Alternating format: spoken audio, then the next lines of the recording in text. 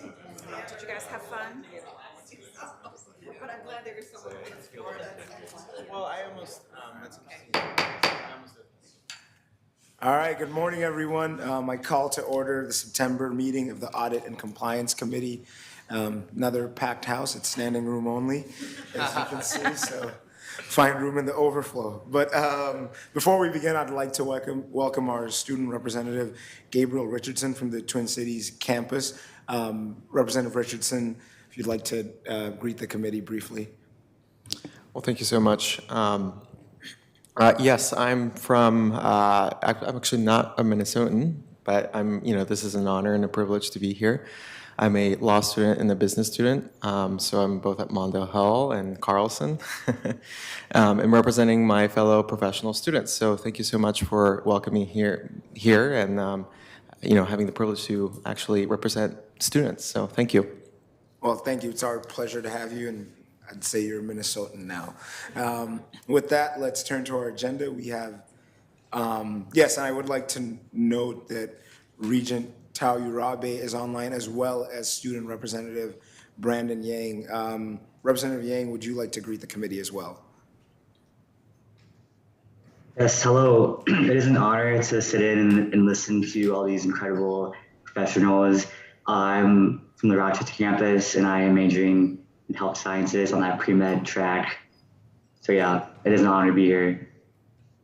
Well, yeah, thanks for your contributions and for representing your fellow students. With that, we'll turn to our agenda. We have two important items. First will be the committee work plan. Regent Rocha and myself have met with the chief auditor throughout the summer to discuss this and discuss the priorities of the committee in order to develop the work plan that we have before you. We also solicited input from regents, and obviously we'll welcome that throughout the year and pivot as needed. But with that, I will turn it over to Chief Auditor Galswick to comment on the work plan. Thank you, Chair Kenyanya. If you turn your attention to page 6 of your document materials, our work plan's there, and I'll just walk through this briefly. I won't discuss the September item because you already have those document materials in front of you. But going into October, we plan to do an update on the Safety of Minors Compliance Program.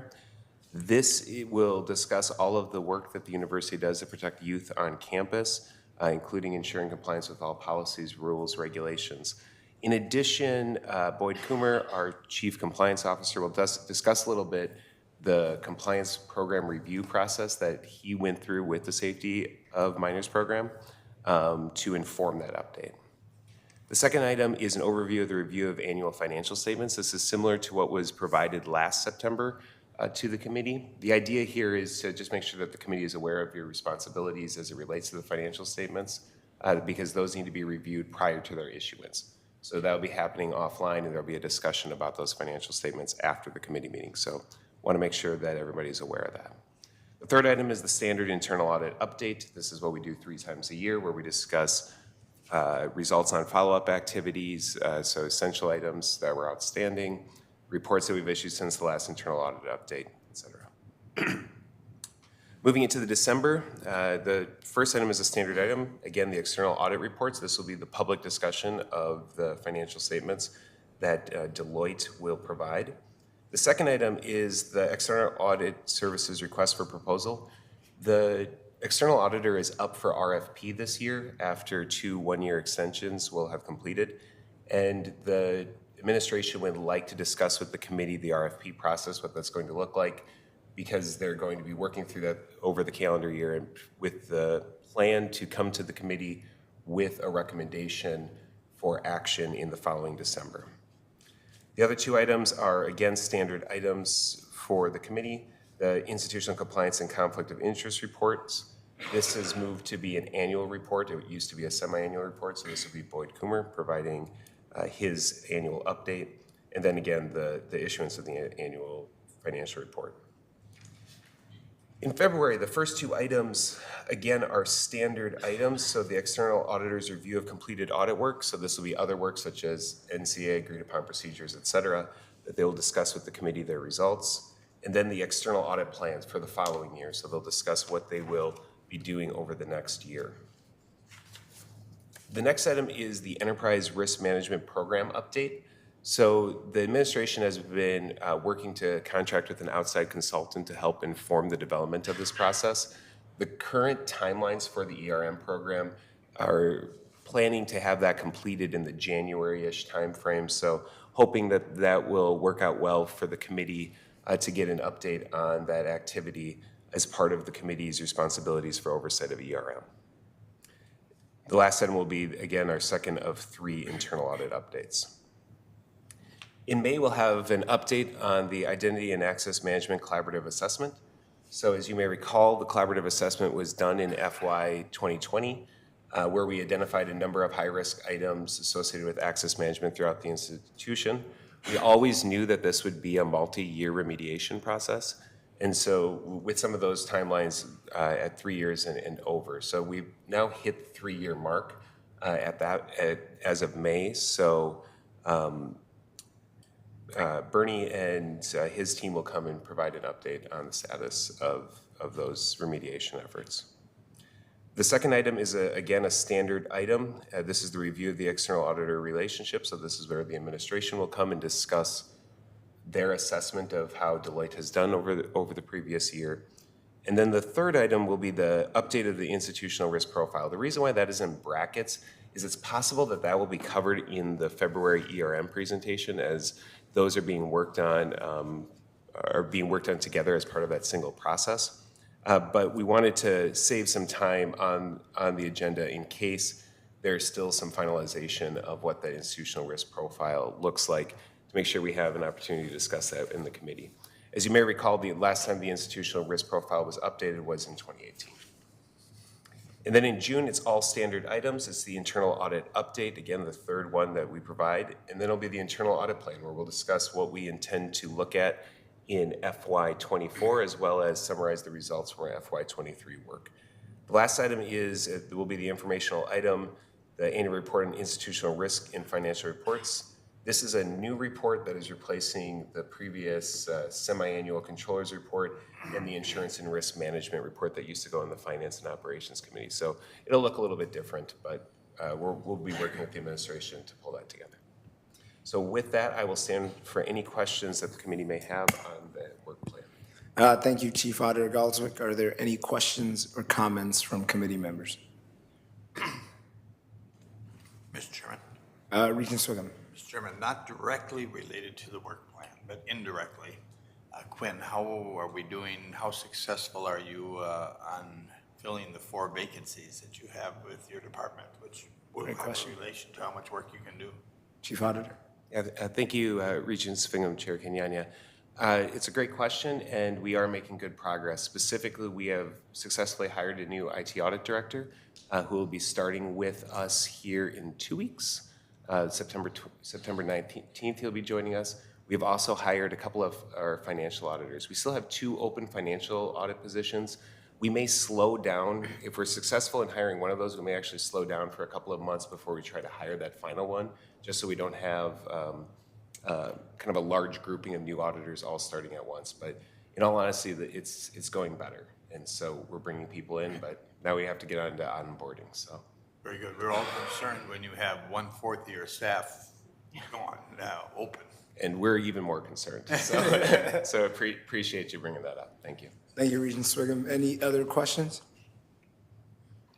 All right, anything else to add, Chief Auditor? No, I don't believe so. So again, well, I guess one thing. As Chair Kenyanya mentioned, this work plan is a living document, so as things come up throughout the year, we may add additional things or pull things off. So again, continue to work through Chair Kenyanya or myself if there are changes to the work plan or things that you think we should be discussing as a committee. All right, wonderful, thank you. Next, we'll turn to an overview of the athletics compliance program on the Twin Cities campus. Joining us for this discussion is Jeremiah Carter, Director of Athletics Compliance. Regents, you'll remember visiting with Director Carter earlier this summer during our retreat for a lively conversation. I think this one will be more general about the compliance program, but either way, I expect a great conversation. And before I turn it over to Director Carter, President Gable, would you like to make some introductory remarks? Yes, thank you, Mr. Chair, members of the committee. At the July retreat, as you referred to, we discussed specific recent changes to NCAA rules and the associated impacts. But today's discussion will be a more general background on our university's approach to athletics compliance on the Twin Cities campus.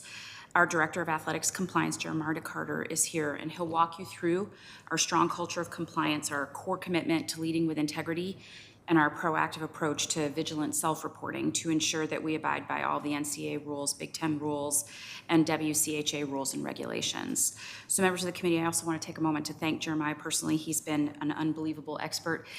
Compliance is not easy. You can imagine what it's been like in these last couple of years that things have been changing at a dizzying pace, and he has remained committed to helping us navigate this very challenging landscape. So with that, turn it over to him. Thank you, Mr. Chair. Yeah, thank you, President Gable. Director Carter?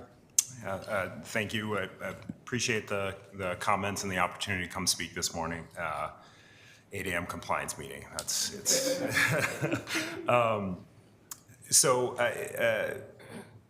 I'm getting ready to start my 8th year as the Director of Compliance here at the University of Minnesota. As President Gable mentioned, this is going to be more general about athletic compliance, and more importantly, I kind of want to lay out how it's really more of a larger network of individuals and departments oversight of athletics that allows us to have a strong compliance program in the way that we do today. Obviously, a lot of changes going on within athletics right now that makes it a challenging compliance atmosphere. So it's now as much as ever important that we have a strong compliance program.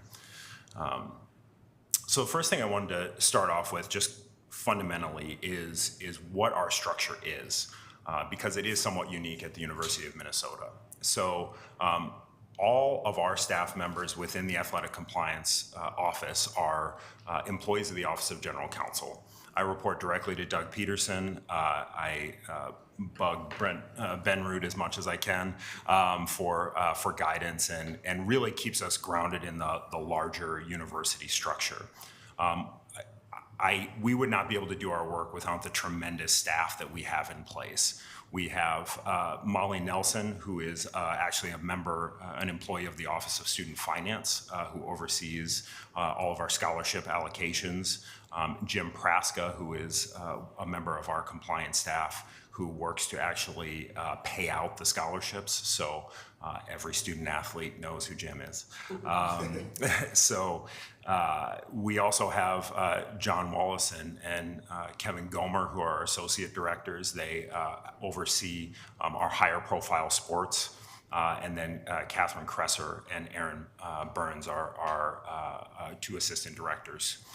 Our 2 associate directors and 2 assistant directors are our institutional contacts for those sports. So our compliance office is collaboratively responsible for getting answers for our coaches and student athletes, but these individuals really do the day-to-day work of speaking with our coaches, speaking with our student athletes, making sure that everything that's supposed to be in place is in place. One more thing that I'll mention about this, we've long had a dotted reporting line to the athletics director. Really what this means is we are keeping athletics informed of the things that we're looking at, the things that we're doing, but ultimately athletics does not have a say in whether or not we investigate something or whether or not we review something. Our outcomes from an NCAA rule standpoint are really, lots of people like to talk about the gray areas of NCAA rules, and while there are a lot of those, ultimately we have to come to a final decision of whether or not we can do something. And because we are not athletic department employees, because we don't have sport oversight, that means that we're able to really stay independent in those reviews and in coming to determinations of what the best thing for the University of Minnesota is.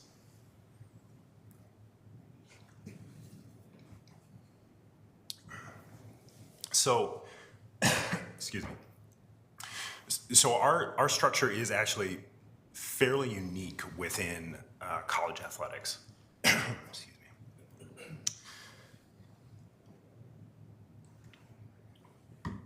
go. All right. So most athletic departments are set up where the compliance staff is internal to athletics. They report to athletics, their employees hiring and firing goes through the athletics department. That does present some challenges for us being in this unique position. And I will say, especially as we are moving forward in this new era of college athletics, where you see the NCAA, to a certain extent, taking a step back a little bit away from tight regulation. And you see other entities like federal, state governments stepping up and starting to put in a little bit more controls, or at least show a desire to have some controls over collegiate athletics and the collegiate model. So the areas in which, for instance, name, image, and likeness, where it's really hard to separate the rules piece from the, the more business side, the athletic responsibility side of being able to be progressive and be able to be on the cutting edge of some things. It is difficult in this current regulatory environment where the NCAA has kind of taken a step back. Ultimately, our responsibility is to ensure that we have institutional control over the athletics department. All of that ends up falling on President Gable's desk, because ultimately, as the president of the university, lucky you, it's important that the NCAA compliance program provides a window to the university community into the athletic department and the activities of the athletic department. We really do that in three ways. So the very first thing we do is educate. Our staff is committed to education and spends the majority of our time educating our coaches, staff, student athletes, and really affiliate groups. 90% of the violations we report are because somebody didn't know the rule or didn't understand how exactly it applied, which NCAA rules regulate human interaction.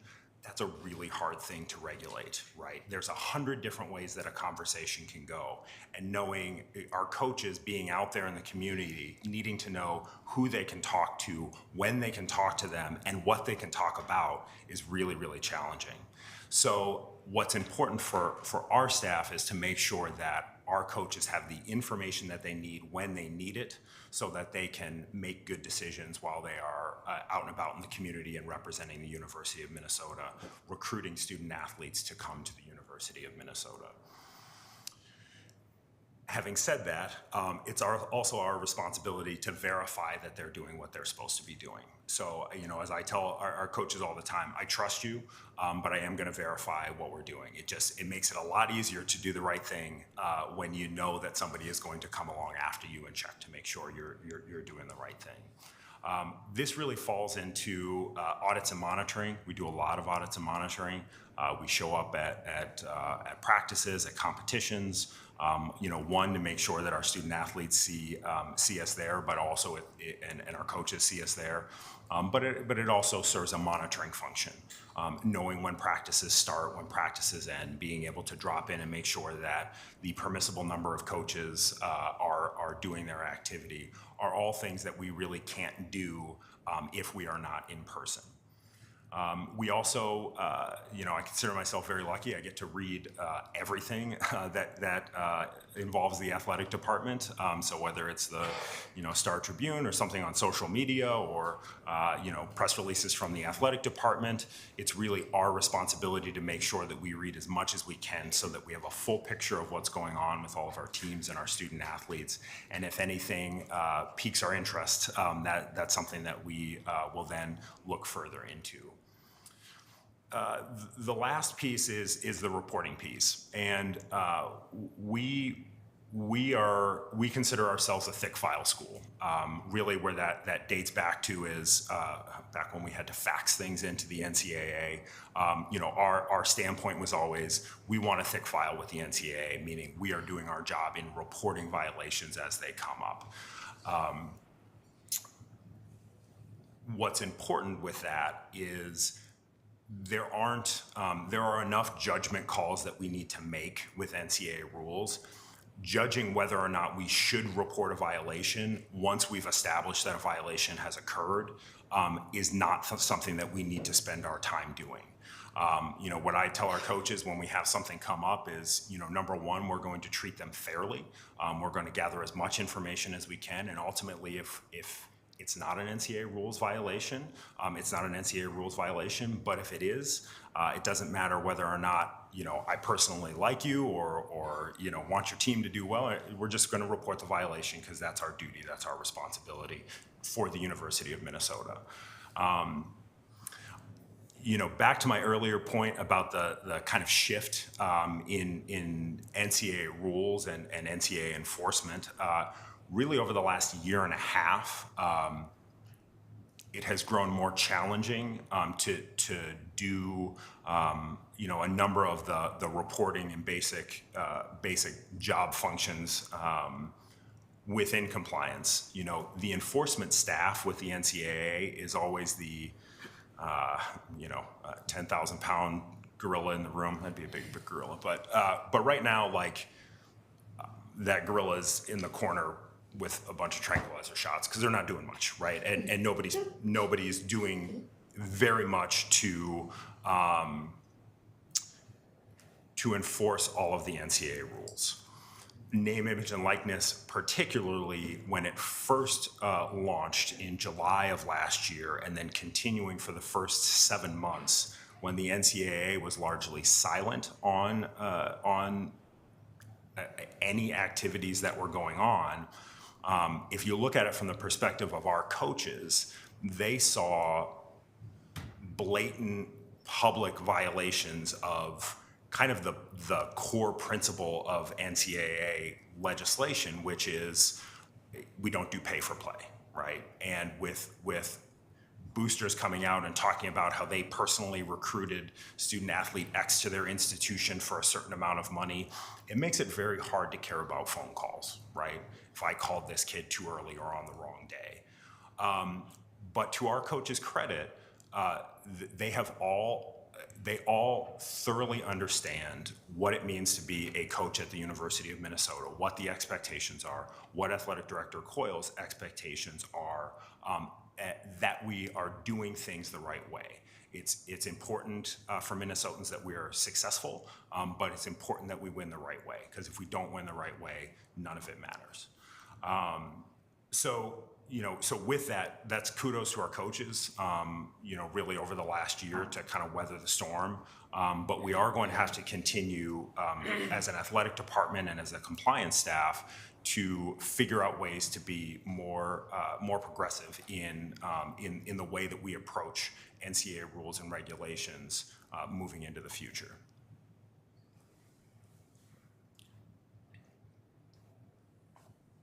So getting into more the bulk of what I wanted to talk to you about today is really where our compliance staff and where our compliance office sits within the larger university structure. In this era of centralization and peak initiative and kind of the various things that we are doing to try and provide services across all of our campuses, compliance, athletic compliance is one area where it's challenging to do that. Because of the unique nature of collegiate governance within athletics, as a Division I institution and as a Power 5, as an Autonomy 5 institution, our rules are very different from Division II, Division III, and really the rest of Division I. So with the exception of men's and women's ice hockey at the University of Minnesota Duluth, there is no crossover of rules, and there is quite a large disparity between them. And between Duluth and us, I don't know that our coaches would continue to speak with me if I was telling Duluth what we were doing from a hockey standpoint. So while we interact at times, questions and have a great working relationship with Abby up at Minnesota Duluth, it's not an area that lends itself to centralization. But we really, on our campus, we're rooted within a larger network of individuals here in the Twin Cities and departments here in the Twin Cities that helps to provide that window into athletics. I call it the alphabet soup. You'll see why. It starts with the Office of the General Counsel. Obviously, as our staff reports to the Office of General Counsel, we understand what our responsibilities are and where our reporting responsibilities are. OGC is a group that we rely on heavily, report out monthly, and as needed, as things come up, call and have conversations about the appropriate direction to go. We work closely with the Academic Support Resources, ASR, ATHL is their full acronym. This is Stephanie Sutton and a number of individuals in the registrar's office who are ultimately responsible for certifying our student athletes as eligible to compete. Without this group saying, looking at the academic record of each and every one of our student athletes, that a student athlete is not allowed to compete. They do it under a tight time pressure. They have to do it in the fall semester. They have to do it in the spring semester. They have to do it between semesters when it's time to play a bowl game in December. They do the back half of certification, and our Lindahl Academic Center, the LAC, does our proactive help with certification for our student athletes. So because of the way NCAA rules work from an academic eligibility standpoint, once a semester is over, a student athlete has either passed the classes or not, but they've either taken the correct classes or they have not. The last thing that we want is for a student athlete to be ineligible for athletic competition because they didn't take the right classes. They're not making the appropriate progress towards their degree. I've said this word about, I feel like 10 times, but I'm gonna say it again. The University of Minnesota has a unique degree program. I am a proud two-time degree recipient, so it worked well for me. It does not work well with NCAA rules because they want things very nice and simple of either you're at 80% of your degree or 60% of your degree or you're not. Our Lindahl staff and our ASR staff do a really great job to make sure that our student athletes are eligible to compete. We also work with the Office of Institutional Compliance. So I sit on the campus compliance coordinators group. We meet quarterly and speak with other compliance officers across the University of Minnesota. We also recently completed our compliance risk review. So again, just outside eyes, given a window into athletics and into compliance activity. And then also all of the university anonymous reporting actually goes through university compliance. So, while we aren't going to ignore anything that comes through, we have to report back to university compliance about what happened with this anonymous, anonymous report that comes in.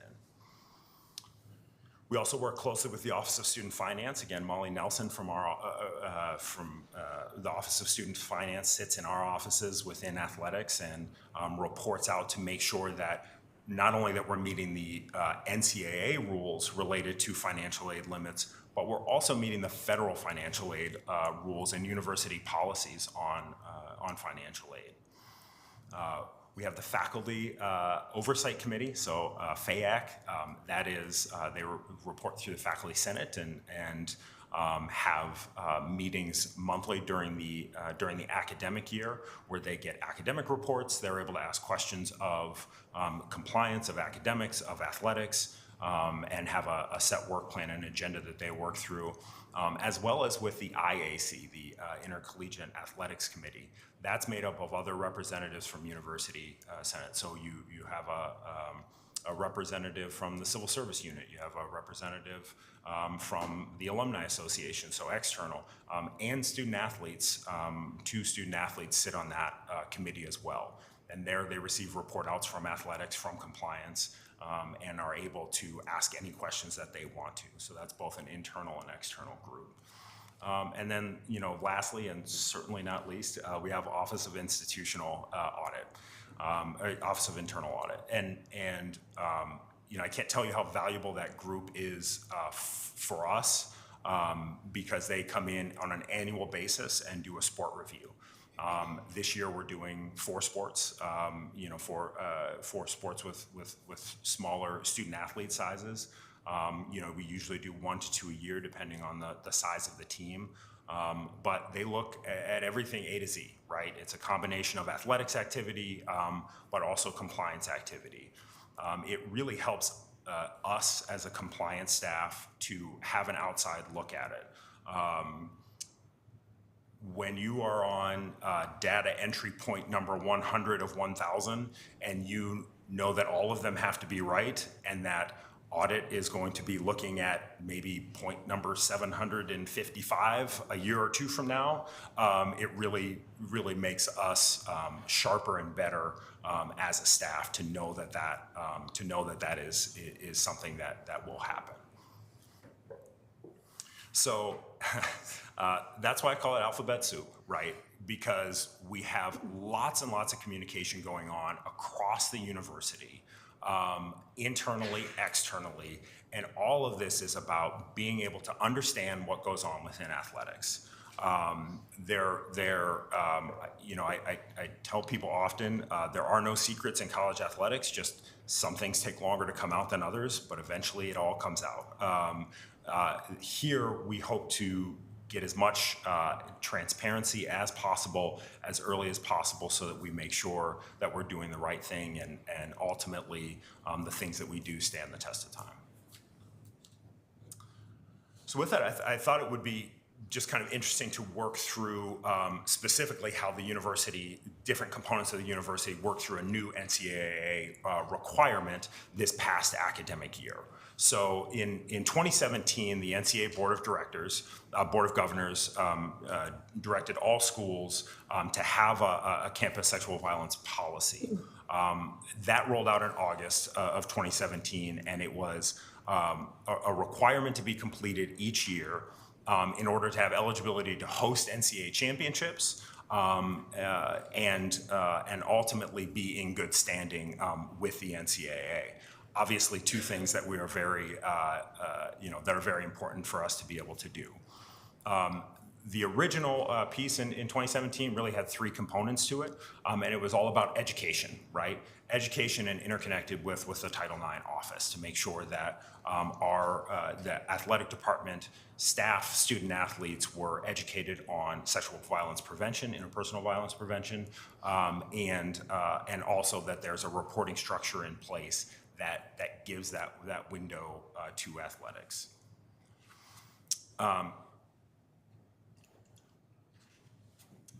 Within the next 2 years from that, so originally scheduled to go in place in 2020, the Board of Governors updated that policy and added new provisions.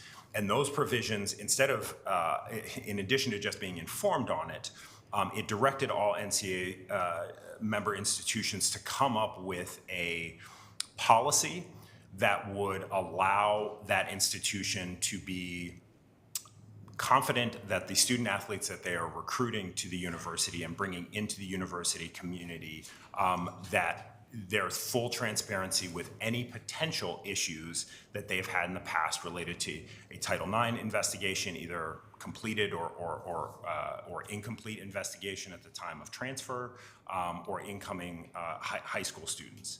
The NCAA is not telling universities what they have to do with that information or how they have to treat those student athletes, but they are saying that you need to have a process in place to make sure that you have gathered the information. That really has been open to different interpretations on different campuses. Even within the University of Minnesota community, you know, what the Twin Cities campus, does is not exactly the same as what Duluth or Morris or Crookston do from a review process, because we have a different group of incoming student athletes and a different university structure and system. So Since this directed us to create a policy, and we knew that it wasn't just going to be something that athletics can do on its own or something that compliance can do on its own, with things like needing to find out about incomplete Title IX proceedings, this allowed athletics to pull together a group to be able to consult on what this policy would look like, so that it wasn't athletics acting in a vacuum. This was a broad-based group, so we had Mark Coyle, Julie Manning, and Jenny Yalen from representing athletics. Tina Marisam from EOAA served on the group creating this policy. Myself from an NCAA rules standpoint. We have Brent Benrud from the Office of the General Counsel. As you start to talk about doing things like background checks and gathering information about students, it's very important that we're following state and federal law in those areas as well, and being consistent with university policy. Also had JT Brewitt from the Lindahl Academic Center, involved in the admissions process, so therefore was involved in this group. And like many things, we worked with our faculty athletic representatives, and then also as we worked through the policy, reported out to the Faculty Oversight Committee and groups such as that. The way that the University of Minnesota Twin Cities policy applies is there's really 4 components to it.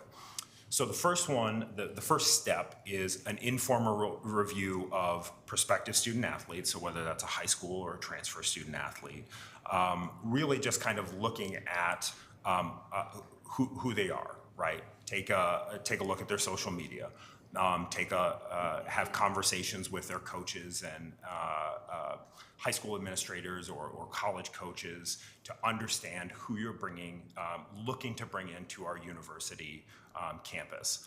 College athletics, you're looking at their academics, you're looking at, their background and understanding who you're bringing onto your team, as much from a talent perspective as what is the fit going to be with our team. So even before this policy came in place, this Board of Governors policy from the NCAA, number one is something that Athletic Director Coyle has been directing coaches to do for a number of years. But this formalizes that within a university, a Twin Cities procedure. So once a coach has done that initial peek into the background and kind of understanding what does their social media look like, and what is their character, then when they decide that, okay, this is somebody who we're going to bring in and offer an athletic scholarship to, or we are going to offer a spot to a walk-on with an acceptance of admission form, the coaches attest to the fact that they have done that. So again, we're trusting you to do it, but we're also going to verify. So you're attesting to the fact that as a coach, you've conducted this as you're required to, and you're requesting that we provide that individual with financial aid. The next piece of that, in the ensuring that we've done a thorough background check, we decided as a group within the university that we would conduct a criminal background check, an official criminal background check for each and every one of our incoming student athletes, really because it serves 2 functions. Number one, it fulfills this requirement. But in addition, because of the way that the safety of minors policy for the University of Minnesota works as it relates to camps and clinics, which our student athletes often work, as it comes to hosting prospective student athletes, high school students on campus for official and unofficial visits, it is something that we would need to do anyway for the majority of our student athletes. So the next step to just do it for all of our student athletes was a very small step. So that's where the criminal background check piece comes from. And then lastly, student athletes are required to complete a form each year, including returning student athletes, to let us know whether or not anything has happened. Now, practically speaking, a returning student athlete, if there is any issue with either interpersonal violence or criminal sexual, we are going to know about it. Everyone is going to know about it. But we still do this check, on an annual basis, and then review those forms. So So that's the steps of the policy. If something is found during that review, whether it's the initial review by the coach, if it's the background check piece of it, or if a student athlete answers something on our form, that's going to trigger a yes response. The first thing that we are going to do if that student has been admitted is to gather some follow-up documentation as much as we can. If that's a police report, we'll do that. If it's a Title IX report from another institution, we will gather that in working with the student athlete. But then we will provide a summary of the issue and the accompanying documentation back to the admissions office to determine whether or not it will impact their admissions status. Now, it's really important to point out here that student athletes in this piece will be treated in the same way as any other incoming student. Whereas there's one question on the application that's frankly, it's a much narrower question than what the NCAA directs us to ask. But we want to make sure that answer that the student athlete provided was accurate, and whether or not any of the information that we have gathered would require the admission staff to revisit that application based on the new information provided. However, they will not be treated differently from an admission standpoint from any other incoming student who discloses that information to the admission staff.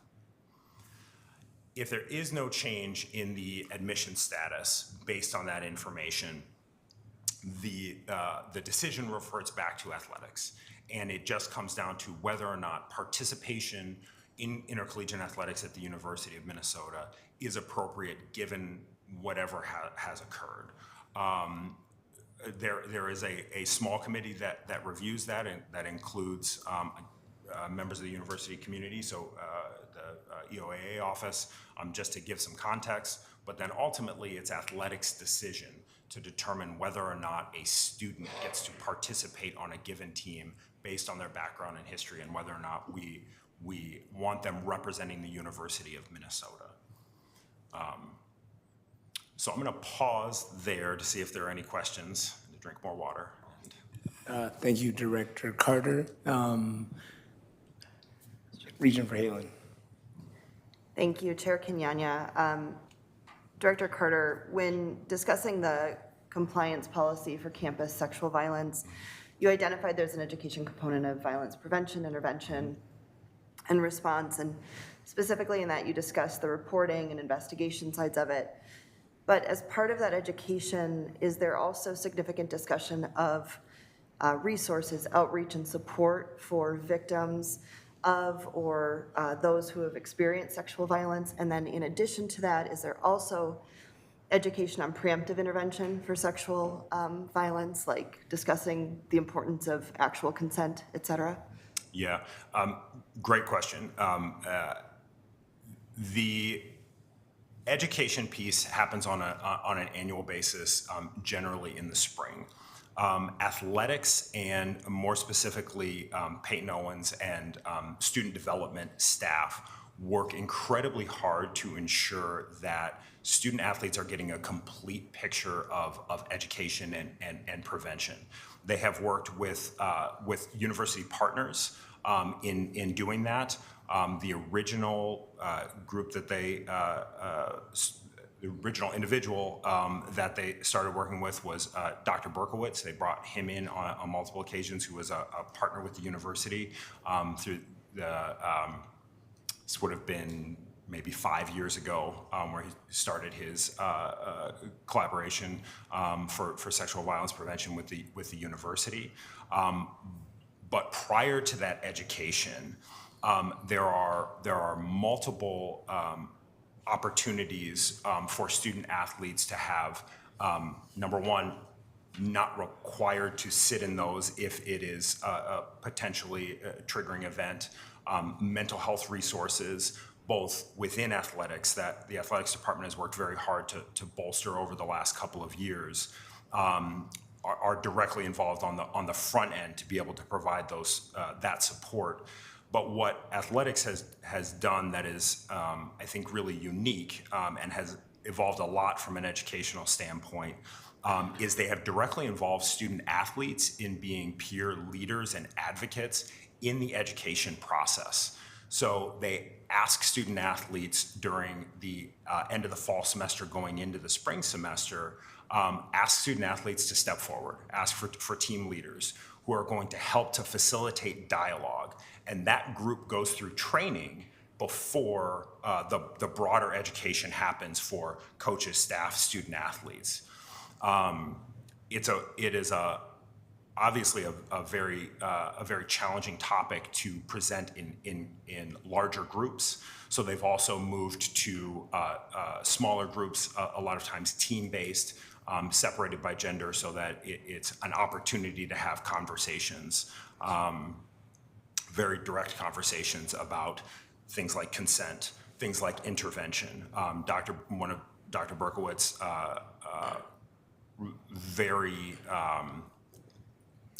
very clear points of education is about how to intervene, right? And the status that you have as a teammate. That one thing that stood out that he's educated on is every time a individual has made a bad decision in a group, there's somebody there who knows that it's a bad decision and needs to be the one to step up and make that. Last point on this, athletics has also done pre and post testing of student athletes' opinion before and after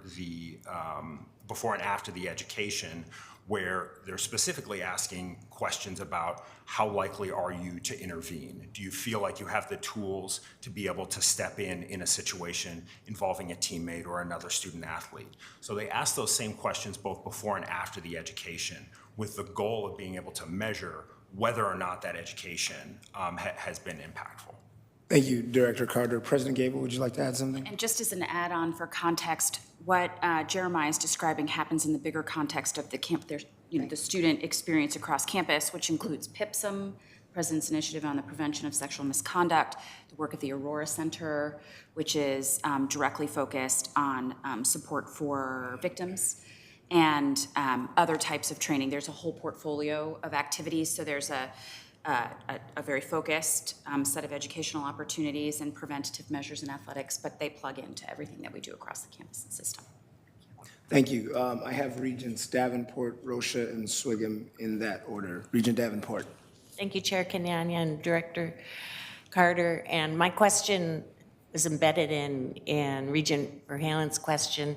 But is there a specific point where student athletes can identify if they have experienced or been a victim of sexual violence without, if they're choosing not to come forward formally, so that you have some kind of trigger to look further, maybe in a certain area? Yeah.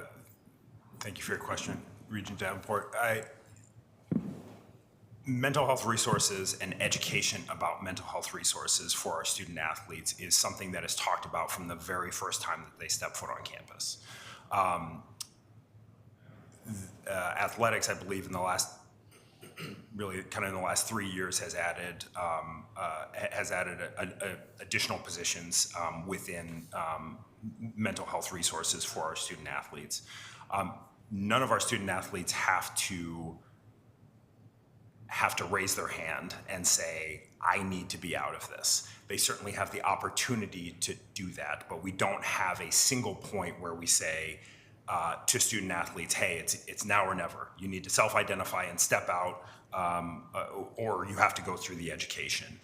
But our athletic medicine health and performance unit, who works with our sports psychology staff, does take the time to, prior to these educational pieces going out, does take the time to interact to determine whether or not, in a confidential way, whether or not there are any student athletes who need to have the opportunity to step back from that education and have a different opportunity to discuss any issues that they have. Does that answer your question? Regent Davenport. Not exactly, Okay, thank so, you. yeah. So so for example, on your policy on sexual violence, the slide says student athletes will complete required form each year prior to participation, which sounds like that is whether they have had an incident for which they're charged. Correct. So is there, for example, a place on that form that says, I have been a victim or I have had an experience of sexual harassment or violence Dr. Carter. in my program? Yes. Something like that.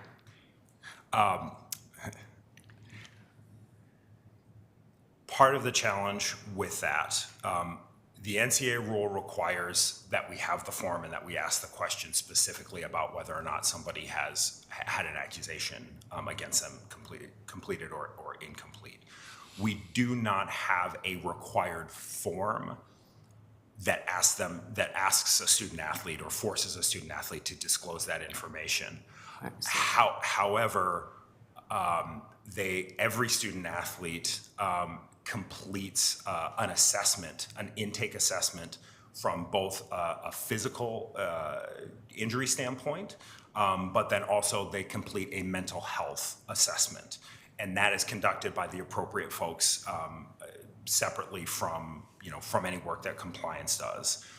That would be an opportunity for a student athlete to be able to step forward and self-identify coming into the university as I have had an issue and that has impacted my mental health, and immediately receive resources to be able to work through that. So they do complete that assessment moving forward, but anything that they would complete would be a part of that assessment, not a separate required form where other individuals in athletics, whether it's compliance or otherwise, really that's not our information to have or to share with others. So that's compartmentalized within our athletic medicine health and performance unit, but happens for every student athlete on intake.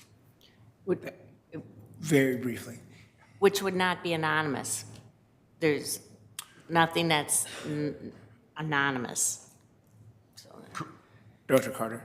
Yes, that would not be anonymous, but it is FERPA protected because it is with it's medical information being disclosed to an athletic medicine staff. Thank you. Vice Chair Rocha. Thank you, Chair Kenyanya. A couple questions. A quick one that's, I wouldn't call it idle curiosity, but there are a lot of changes going on in athletics. We've moved a long way from a group of students on a campus that throw together a team and then challenges Hamlin across town to a game to see who can have bragging rights. We're now into some big business here. But the change, it's so dramatic in that in the past, any evidence of monetary gain by an individual would render them ineligible. With NIL and these other now third-party compensation opportunities for athletes, how does that affect, for Minnesota? Well, in the past, if you declared for the draft, or if you declared that you were eligible to be a professional, you no longer were eligible for collegiate performance. And I believe that's changing. But would somebody like Kevin Garnett, for instance, who didn't play collegiately, could Minnesota recruit him and tell him it's time to get his degree and he could come back and play basketball? Or are there still rules that if you were at the professional ranks, you're no longer eligible to play in collegiate You're going to sports? start rumors, Regent Rocha. Dr. Carter. It's a delicious rumor, Mr. Chair. Vice Chair Rocha, different sports have different rules as it relates to professionalization. And they are sport specific. So, for instance, you've seen in the past year a former professional basketball athlete who did not go to college come back and is now competing in collegiate golf. Completely separate sport, but was a professional athlete, is now in a completely separate sport, an amateur athlete. We are in a shifting collegiate model. We are not in a completely changed collegiate model. So there are certainly some inconsistencies between professionalization opportunities and third-party compensation, which don't always make a ton of sense. But as much as Kevin Garnett, even at like 48 or whatever, would probably help us, right? In whatever sport we wanted to put him in. Once you professionalize, that still that still jeopardizes your NCAA eligibility. But again, we're kind of in a shifting model where is that still going to be true in 2 or 3 years? Maybe not, or is unsure of the future direction there. But as of now, yeah, that would still be prohibited. Okay, and thank you, Mr. Sheriff. I'll be quick to stay on the chair's good side here. On kind of more of a policy societal question. When you talk about the disclosure and the analysis of recruits, and I'm thinking more specifically about young men. We're talking about records when they're minors. And so you could have somebody that was part of an act of violence, a fight at school, for which a conviction lodges. To what extent, how does that fit with the way we do this analysis? Because in regular society, you cross from 17 to 18 and your record as a minor is sealed. But now we're looking at it in a way that certainly carries on past turning 18. To what extent do we have limitations on what we're allowed to access, what we should be considering? Do we condemn someone for the rest of, prevent them from an opportunity that could, ultimately change their lives by getting an education and an opportunity to play collegiate sports? How has that affected the transition from being a minor to an adult in the transition from being a recruit to being a collegiate athlete? Director Carter? Vice Chair Rocha, so minor records that are sealed would not come back as part of our criminal background check. So that piece of it is not, a sealed record's a sealed record. Our coaches do their informal check and have those conversations. Now, to answer your question of, one, I think, a fight at school is one thing, like what falls under the umbrella of interpersonal violence or sexual violence. Those are fairly narrowly defined within the NCAA policy, and we would, to a certain extent, stick to that, the way that that's defined. So if something fell outside of that, for instance, a principal saying, Jeremiah's a troublemaker, he's always hanging out after school, right? Like that's not going to show up in a record of some sort, but a coach does need to make a decision first and foremost about whether or not they want to continue to recruit that individual based on that information. We're always going to do our best to treat student athletes fairly and to be transparent with the factors that we're considering, that athletics is considering for them before they are allowed to go out and represent the university and the state of Minnesota. A lot of this dates back to one or two high-profile issues at the NCAA level of student athletes participating in NCAA championships on the biggest stage and having information come out about those individuals during the championship that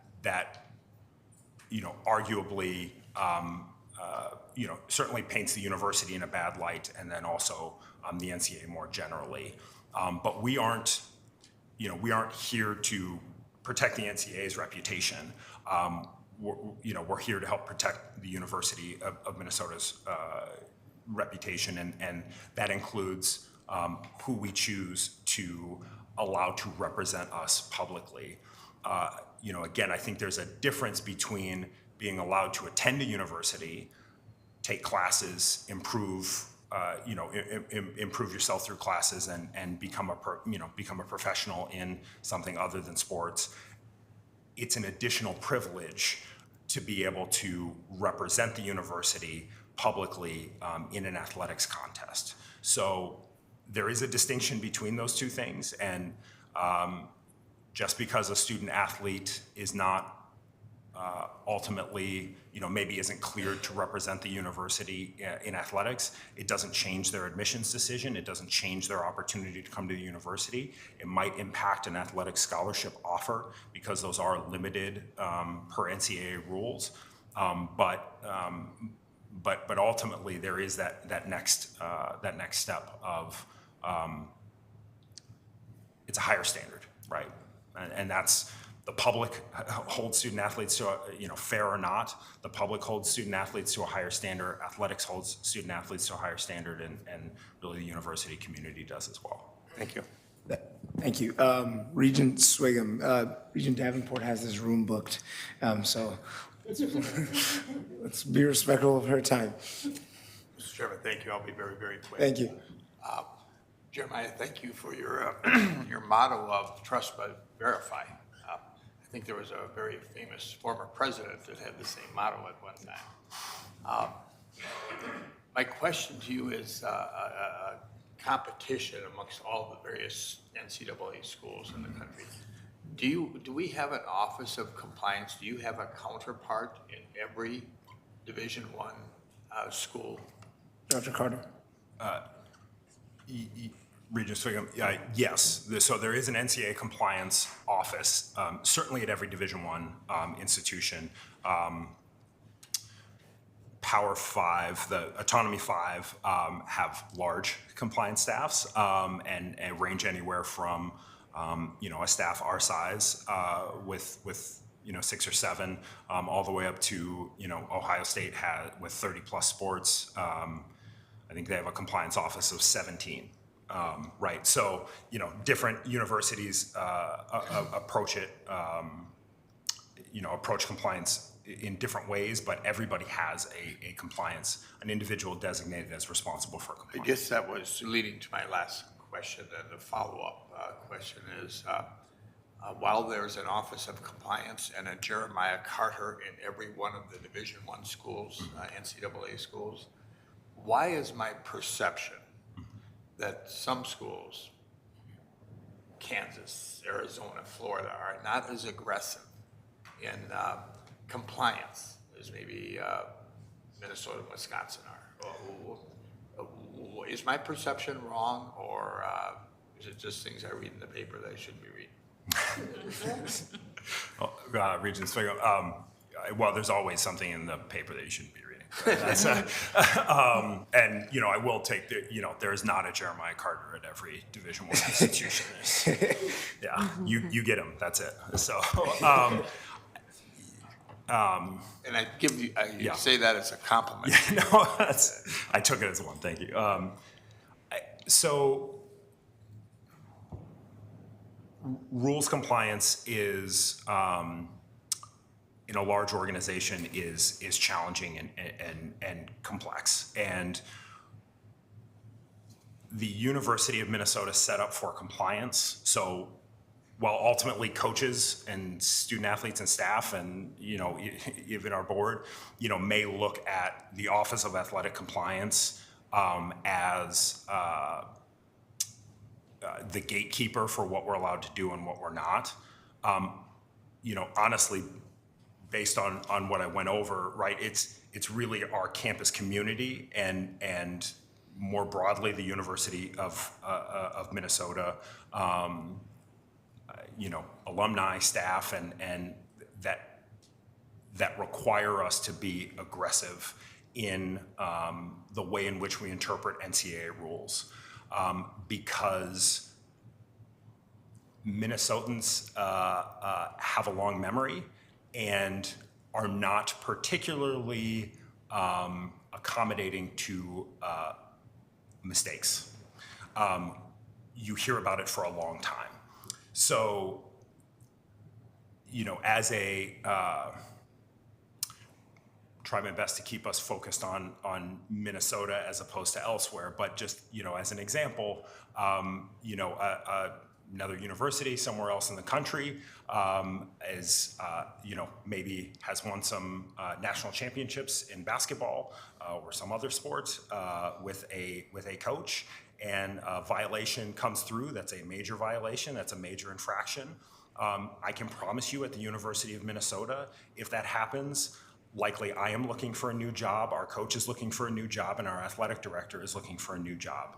At a certain unnamed university, the athletic director was let go, the compliance person was let go, and the coach was given a lifetime contract by the board. That is a culture of compliance, right? We also have a culture of compliance, and our office can try and do whatever we want to, but ultimately we're held to the culture of compliance of our community. And so I think what you see is a reflection of that in the work that we do, because we know that we need to be thorough with our responses, and we are expected to stick to what the rule is written as. That is a great note to end on. Thank you, Director Carter, for joining us. We hope to have you back at the committee with some regularity. I will turn it back to the Chief Auditor for a brief information item, as we're already over time. Yes, thank you, Chair Kenyanya. On page 29, there is one information item. This is a required report by board policy of any time in which the university contracts with an outside auditing firm. The university contracted with Deloitte to do some attestation procedures related to a bond offering for $8,000. There were no independence issues identified with this. Any questions? All right, seeing none, the committee will stand adjourned. Please be back in 5 minutes for the Mission Fulfillment Committee. Thank you.